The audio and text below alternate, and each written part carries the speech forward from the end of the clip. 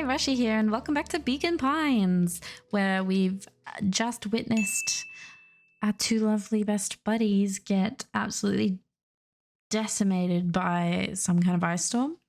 And that can't be how this ends. So we have to go back through and figure out what we can change. So we can go down this branch where Iggy and... Why am I forgetting his name right now? Where they're on the roof.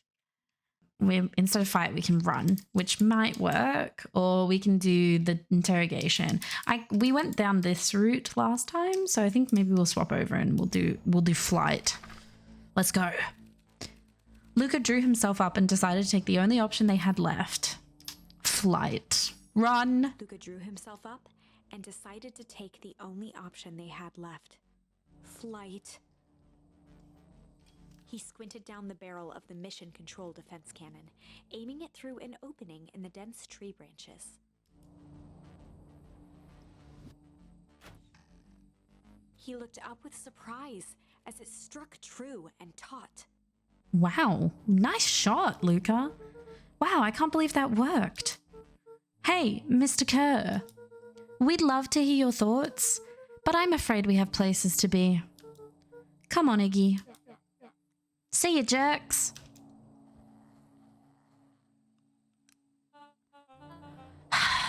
Fine. We know where that leads them. This way, we'll take the tunnels. Oh, he's such an evil bastard. Luka and Iggy winced as they sprinted through the thicket. The branches clawed at them, reluctant to give passage. After what felt like a marathon, Luka stopped in his tracks as they reached the clearing. What the? That was all he was able to say before Iggy slammed into his back. The boys tumbled down a steep decline and crashed with a wheezing thud on a surface as hard as ice. In fact, it was ice. Chapter 5. Signs. Uh-oh. They stood silently, catching their breath. The sky was like sapphire. With each breath, a plume of steam escaped from Luka's lungs. Let's keep moving. Luka pulled Iggy to his feet as they gazed across a snowy terrain. How? That was actually pretty badass. I don't know if he was British before. He is now. Uh-huh. I think we lost him. Are we up in the mountains? I don't think so. If anything, we went downhill. And what's up with the Winter Wonderland? All I know is there's no going back the way we came. Let's see if we can get our bearings. Follow me. Find a way home. What's this? A disc of smooth metal was lightly covered in snow. Two faint seams were visible along the surface. A manhole cover? If it is, I've never seen one like it. Oh, let's go this way. Luka! Luka, are you there? Luka had almost forgotten the walkie-talkie he was carrying. Is that Bozo Kerr? Oh, it is Kerr.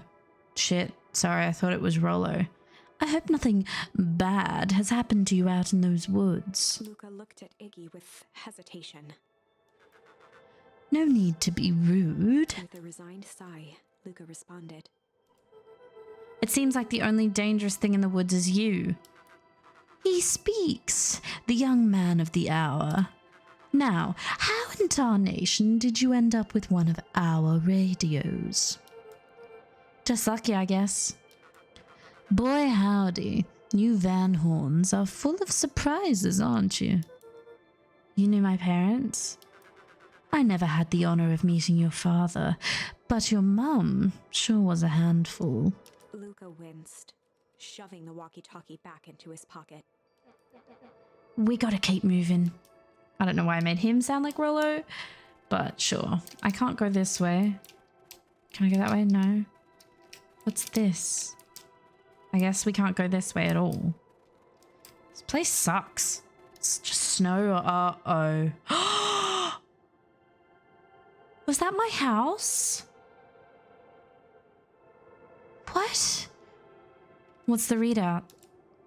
sitting just above 258 Kelvin. That's down a bit from last time. Should we report this to Mr. Kerr? Meh, still within safe ranges. It may be spreading, but it's under control for now. Even a small nudge in the equilibrium could cause a cascade. Dude, relax. Just a few more sites to hit before we can punch out. Let's get this over with.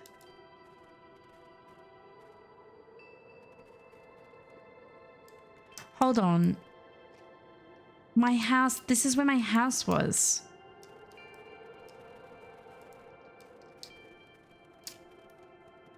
What's all this? Hard to say with all this snow. I think it's a town sign. I can almost make out letters under there. What town could this even be?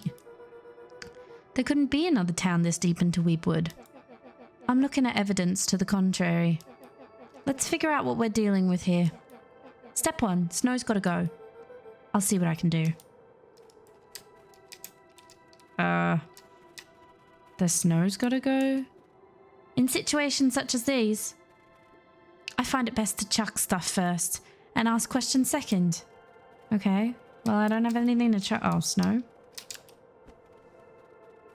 Yeah, that says Beacon Pines. Stared in disbelief at the sign that now clearly read, "Welcome to Beacon Pines." This doesn't make any sense. We're in Beacon Pines? How's that possible? We ran away from town. How did we get back here? I guess we got turned around. Where did all this snow come from? Well, it's been colder than normal lately. There's a pretty big difference between sweater weather and this Arctic hellscape. The puddle we fought at before. It was cold too. Maybe all of it leads to one source. You think it's related? What the hell is going on? We're gonna get you some answers. Let's keep moving.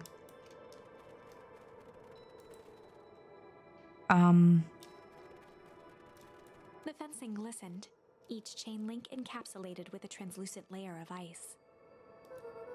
Looks like the stuff they put up around Weepwood. The stuff who put up? I don't know. This stuff look familiar to you?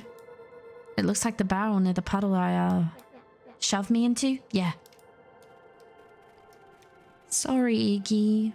I didn't know it was going to turn you crazy. It's all frozen. Looking down at the frozen stream, Luka could faintly see a school of minnows encased in the ice. Whatever happened here, it happened fast. The fish didn't even have time to run. Or, you know, swim run. The crunching of footsteps trailing Luka went hush. He looked back to see Iggy's face twisted with confusion. Everyone's gone. What? There's nothing here but more snow. There must be an explanation for all of this. We have to keep looking. You can look all you want. I quit. Iggy, we have to keep going. You don't get it, do you? This isn't one of your pathetic Hank Atomic stories. We aren't going to save the day. We aren't even going to save ourselves. My face is mangled. The town is destroyed. And everyone we've ever known is gone. We don't know that. You can't just quit. Do whatever you want. I'm done. Oh, Iggy. Iggy, it's going to be okay. Luka peered upward at the darkening sky. He let out a long, foggy breath. Faintly, Iggy began to cry. Aww. Seeing Iggy in such a pathetic state gave Luka a sense of compassion, and more than a little guilt. It is getting pretty late, I think. Probably not a great idea to stumble around in the dark anyway. Luka allowed himself to collapse next to Iggy. Let's just rest for a bit. The boys huddled together for warmth and comfort. If not for exhaustion, their minds would be racing, trying to make sense of the events of the day. As it was, all they had energy for was to sit in silence, numb.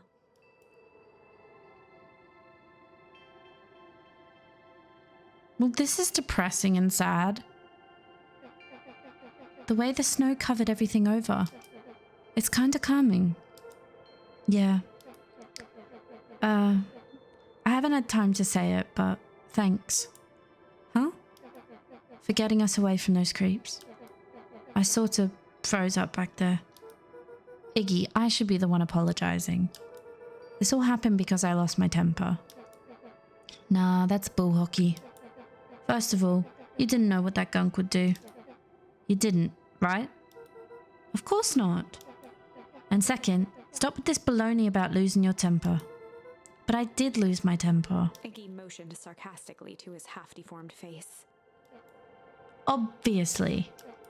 But that's exactly what you should have done. Huh? I was being a horse's ass. You were supposed to be a horse's ass in response. That's how it works. Iggy, I'm having a hard time following. You wanted me to fight you? Of course. Jeez, you goody-goody types take forever to understand the very basic point. Why would you go around saying cruel things trying to get into fights? Iggy shrugged. It's something to do. You're an asshole because you're bored? Sometimes I just feel empty. You wouldn't understand. You and Rolo are always having a blast together.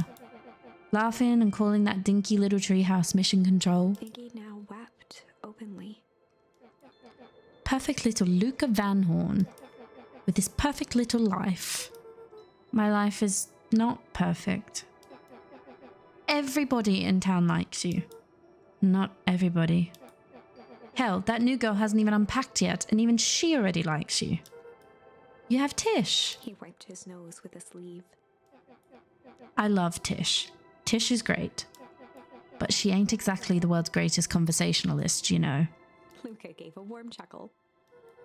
I get that impression. Iggy cleared his throat as he wiped his eyes. It must be raining out here. Definitely. Iggy arched into a wide yawn. We should probably try to get some sleep. Yeah. Let's lay low for now. Tomorrow we'll get to the bottom of all this. Luka's eyelids began to slowly drift shut. I don't know if there'll be a tomorrow, guys. Luka? Yeah? I always did want to see the inside of your dinky little treehouse. What do you think? Not bad. I'll give you the full tour when we get back. You know what? That's all Luka could whisper before succumbing to sleep. Oh. Iggy snuggled in some more. When it comes to worst days of my entire life, this one wasn't half bad. Oh, Iggy. The house smelled of warm bread. Luka was playing with toy blocks on the living room rug.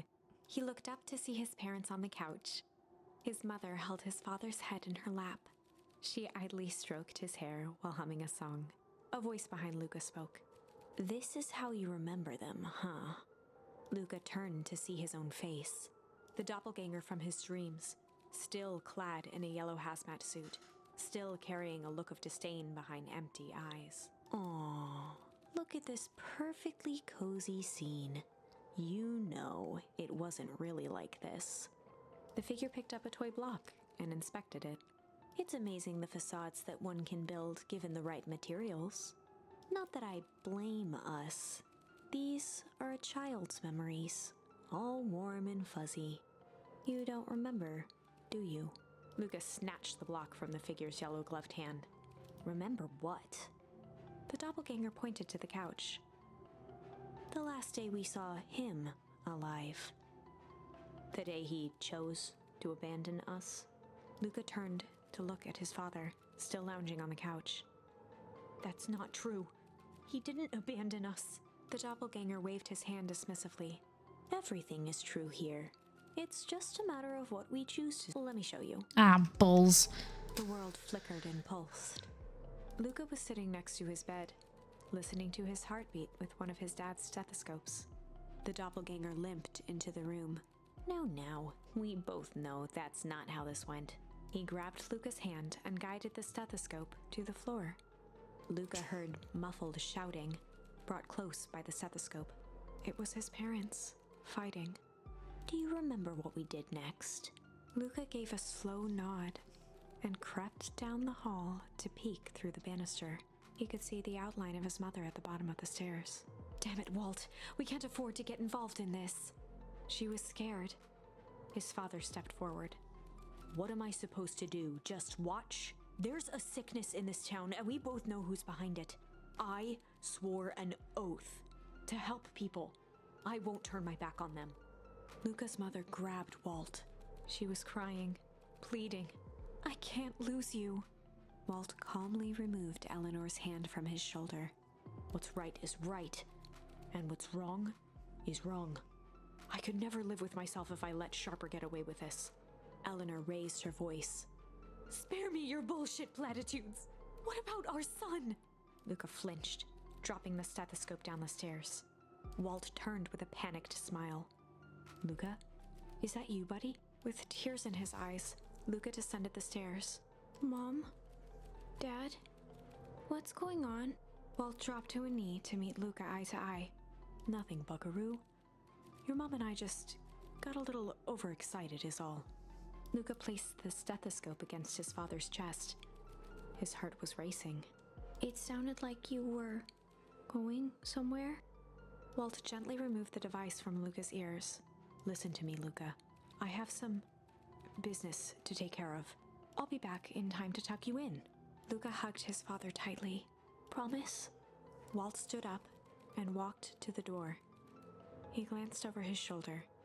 I promise. With a wink and a grin, he put on his hat and strode out into the evening sun. Who are you? A figure approached soundlessly from the foggy snowfall. It stood above them, lingering in contemplation. Slowly raising one hand above Iggy, it snapped out 2 brisk raps on his head. Also, that was really sad. From a deep slumber, Iggy sprang up defensively. Get your hands off me. Whether it was the calming presence or the recognition that he was not in danger, Iggy felt his clenched fists lower. Just what do you think you're doing? Luka looked up, gradually remembering his whereabouts. The figure exhaled a cloud of warm vapor. You two certainly have caused a lot of commotion. What's that supposed to mean? Take it easy, Iggy. We were asleep, minding our own business. You're the one running around knocking on people's heads. I'm sorry if I hurt you, Iggy. You didn't hurt nobody. Anybody. Huh? Oh, I see. You think you're better than me, you... When it came to complete strangers, Iggy had trouble cobbling together an insult. You big-hatted, scarfy-necked furball. Okay, let's lower the temperature a bit here. Interesting choice of words. I mean, let's all just calm down. Who are you? A friend. An observer. A hitchhiker on the infinite expanse of possibility. Great. How about a name? If you must call me something, you can call me Nat. Iggy huffed with gratification. How about you make like a gnat and buzz off? Very well. Nat began to turn away indifferently. Wait. Do you live here? You might say that. So you know where we are? You might also say that. Look, pal, we just want to find a safe way out of here. You gonna help us or not? Before knowing how to leave, one must know where they are. Alright, that does it. Luka, I don't know about you, but I'm getting out of here, one way or another. Iggy turned sharply and began to stomp off. Enough with the riddles. Iggy, wait up. Realizing he'd worn their patience then, Nat relented. Very well. I suppose this isn't the time for metaphors. I'll show you how to get back home. Luka and Iggy turned around with hope in their eyes. Come here. Nat took a deep breath in. Close your eyes. Nat exhaled slowly, then snapped his fingers. Okay, open them. For a brief moment, Luka and Iggy let themselves believe that some great magic was about to unfold, until they opened their eyes and found themselves in the exact same place, cold and disheartened. This is your home. This is Beacon Pines. Look, Nat, we don't know how we got here. Maybe we stumbled through some time travel gate in Weepwood. Or we teleported to some alternate universe. Or this is all just some cruel experiment by Kerr and his goons. But this is not our home.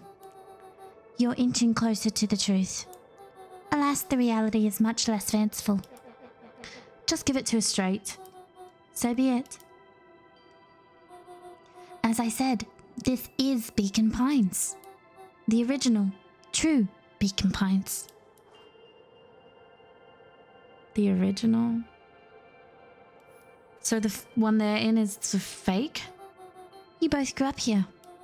But the town you've called your home for the past several years is a replica. A remarkable achievement of engineering, to be fair. But a replica nonetheless. That's impossible. It's too much work. You'd need a whole town to replicate a whole town.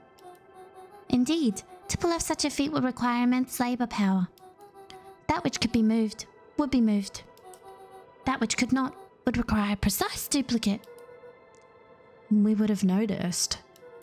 Someone would have noticed. You'd think so, unless the auditing was impeccable. A mind-numbing attention to detail.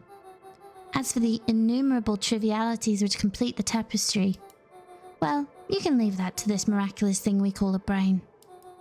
It has a real aversion to discontinuity, a revulsion even.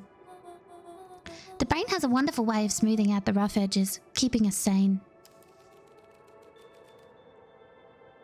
Okay, Luka and Iggy looked around uncomfortably.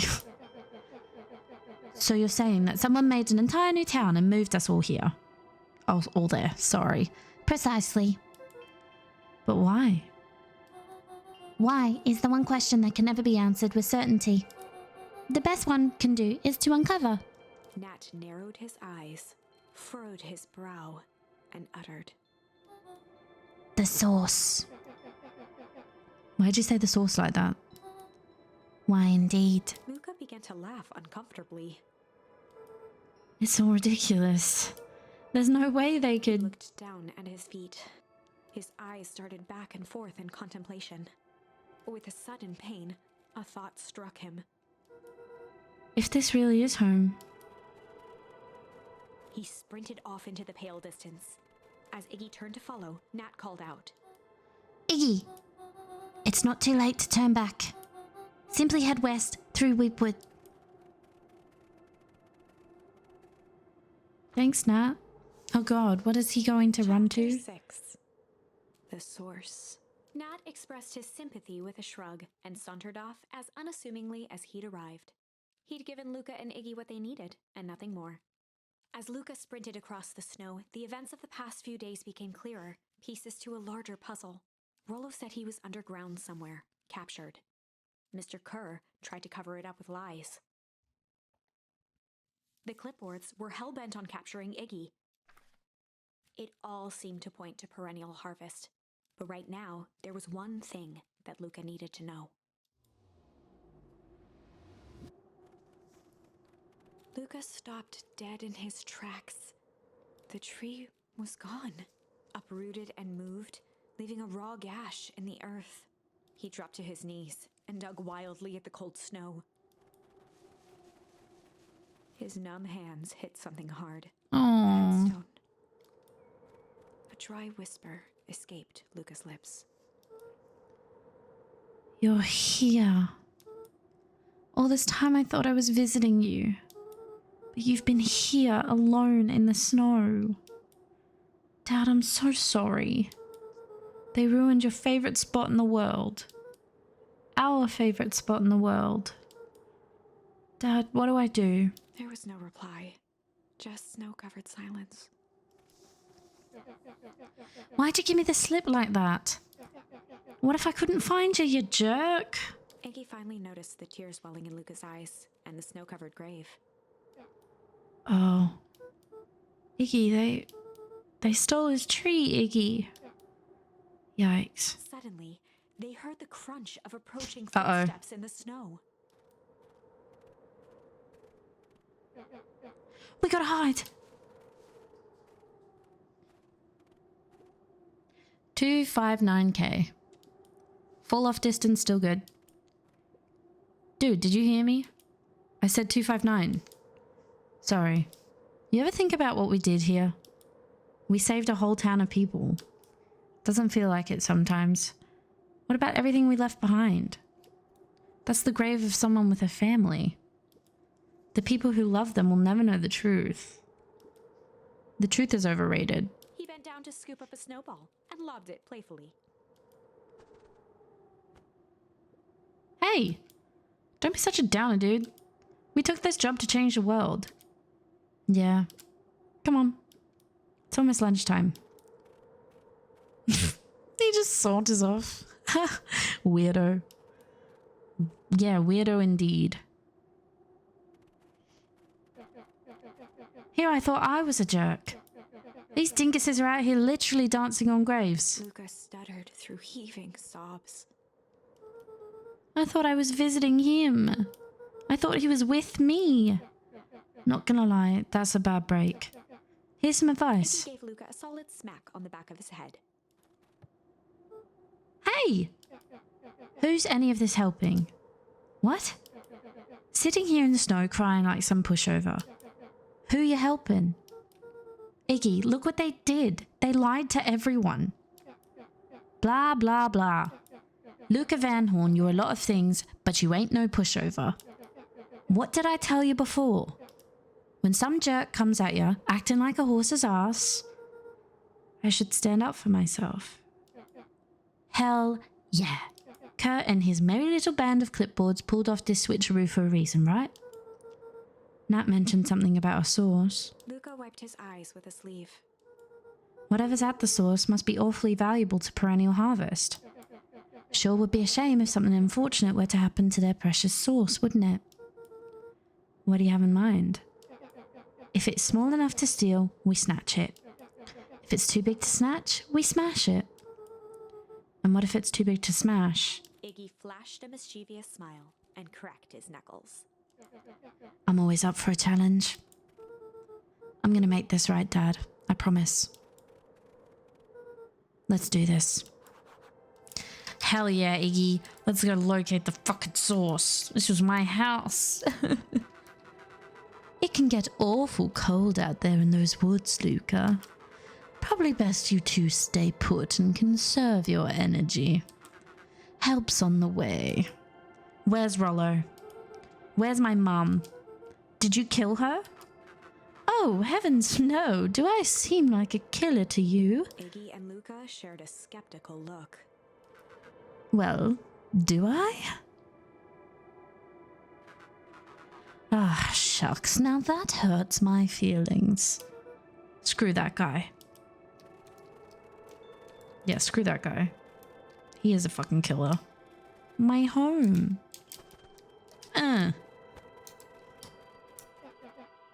Wait a minute. If this is the original town, then that means... Iggy darted behind a large pine and began digging furiously. He emerged holding a shoebox with a crude skull painted on its lid. What is that, Iggy? What's that? Long story. So, a few years back, I came into possession of some premium grade fireworks. Not the wimpy firecracker stuff they give kids. The good stuff.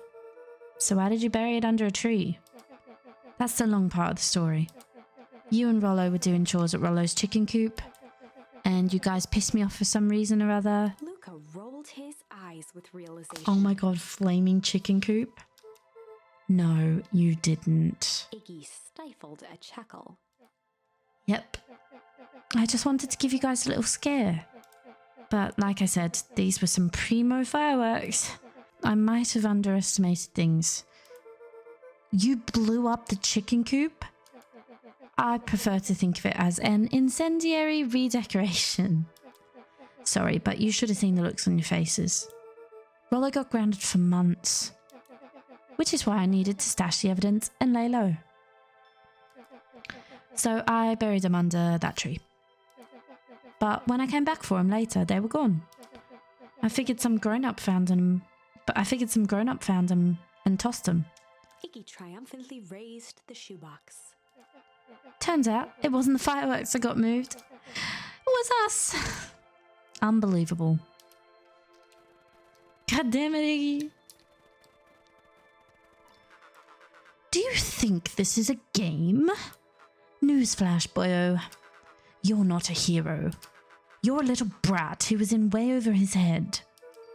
A hero is just someone who refuses to give up. Comics these days are rotting children's brains. Everyone thinks they're a spaceman superhero. I was always partial to Hank Atomic myself. Is that so? Do you really think you have a chance against us? You have no idea how powerful we are. Prepare for blast-off, loser. Nice. Oh my god. Crooked. Just like this whole stinking place. Oh. I guess this is where I have to be. Luka and Iggy inched up to the edge of the hole with bewilderment in their eyes. Arctic air breathed out of the cavern in heaving gusts. Echo! Echo! Echo! Echo! Whoa. I can see why they wanted to move us all out of town now. But why would they dig a giant hole? I think this is it. This is the source. It's a dang hole. How do we smash a hole? Fuck. Oh, it's much more than that, my annoying little friend. Kerr. Where's Rollo? I wasn't lying before. He's safe. Well, safer than you two at least. Drats, it's cold. You just had to drag me all the way out here, didn't you? Mr. Kerr gazed down the abyss in contemplation. It really is something, isn't it? What did you do to our town? What is all of this? Well, that's a doozy of a question. This is the source, where they collect the unrefined, Kerr scratched the back of his head. Honestly, boys, I don't understand any of this well enough to explain it. Fact of the matter is, I'm not paid to know. What do you mean you don't know? Ain't you in charge? Oh, heavens no. My role is merely to flash a winning smile and manage various complications.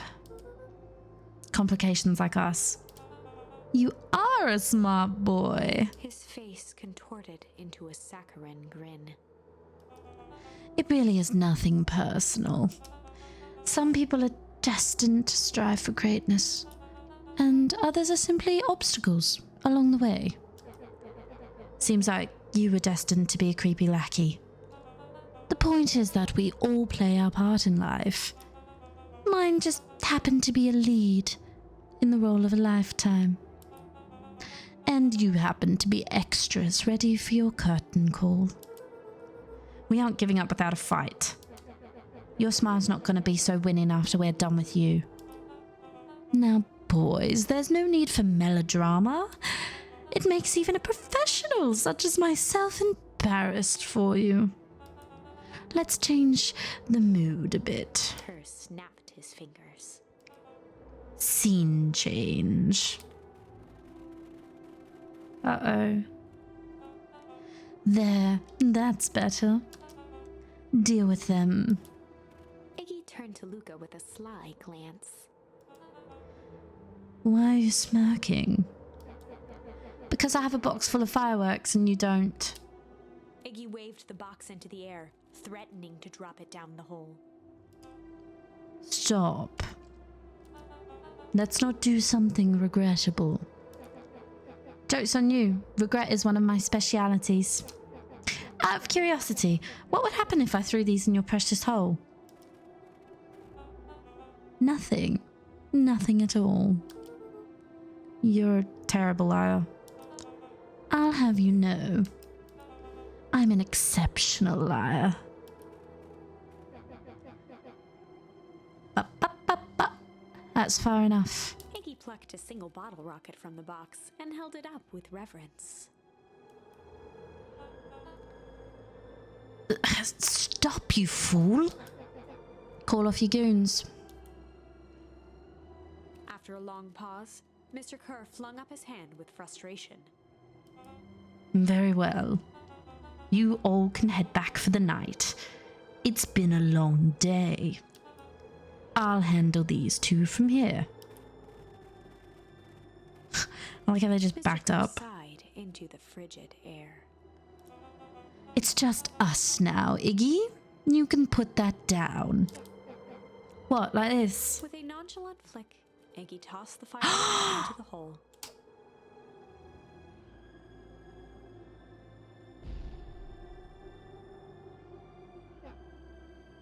Oh, look at his face. Whoa. With a growl, Kerr leapt at Iggy, crashing through Luka. Iggy tried to twist away, but in the struggle they both tumbled over the side. Luka dove forward, bracing Iggy's hand just before it slipped. His grip was made precarious by the cold, wet snow. No, Iggy. He could see Kerr further down, clinging to Iggy's coat. You reckless child! What have you done? Luka, listen to me. Hold on tight and use the walkie-talkie to call them back. How? What channel do I use? It doesn't make a damn difference. They're always listening. If you do that, the clipboards would just haul us up and snag us both. The only way you get out of this is if Kerr's out of the picture. Just let go and save yourself. What? If he lets go, we both die. I don't want to die, but seeing the look on your face almost makes it worth it. Mr. Kerr, you've had a long life. Why don't you actually do something selfless and just let go? Mr. Kerr gasped with insult. Long life! I'll have you know I can still play 25. You should have heard me sing the part of Phileas Young. With a wild look in his eye, Mr. Kerr began to hum a proud melody. Prum dum dum, prumpity dum dum. Can you believe this guy? Luka's hand began to cramp. His voice began to crack. Kerr, just let go. No can do. If you want to save your friend, you'll have to save me too. Luka, look at me. It's okay. Luka felt Iggy loosen his grasp. You aren't going to kill your friend like that, are you? Every muscle in Luka's body burned. I'm not his friend. Yes, you are. Nah, I'm just a no-good bully. Like you, Kerr. Iggy, no. Luka felt his hand slipping. Oh, no. And I told you what you need to do with bullies. I can't. It's your only way out of this mess. 2 birds with 1 stone. It makes sense for us to fall together. Wackadoos travel in packs. A calm settled over Iggy's face. Luka, let me do this. Iggy's voice was colder than the bitter air billowing from the chasm. Let me do the right thing for once. No! Are you fucking kidding me? No! I don't want to let him die. Are you serious?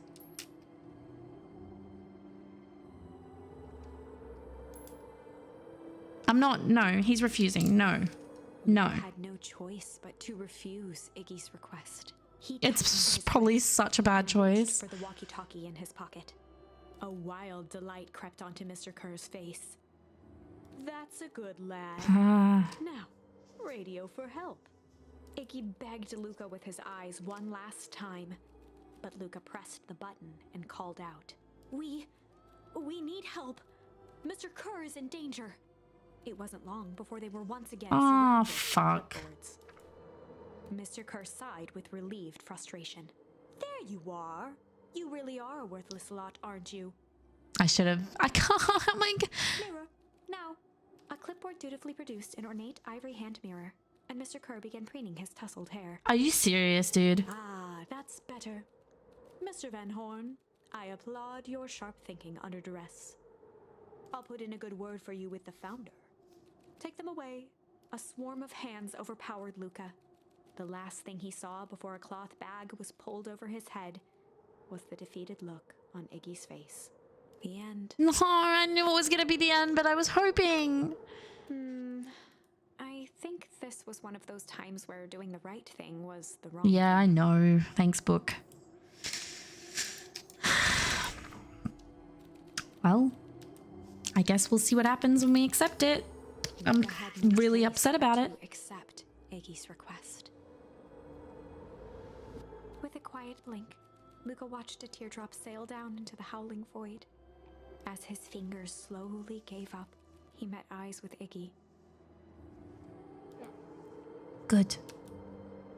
Oh my god, no. Iggy. Silhouettes were swallowed by darkness.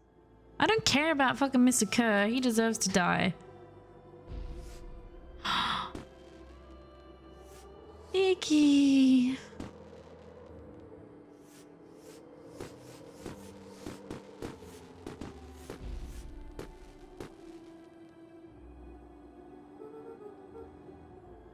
Hell of a goodbye, Iggy. Really not? Luka, you should really step back. What? Quickly. What? Curious. But of course. Those fireworks of Iggy's must have just been just the right amount of energy. We should get out of here before perennial harvest arrives. Not until you tell me what just happened. Your friend sacrificed to save this town. For a little while, anyway.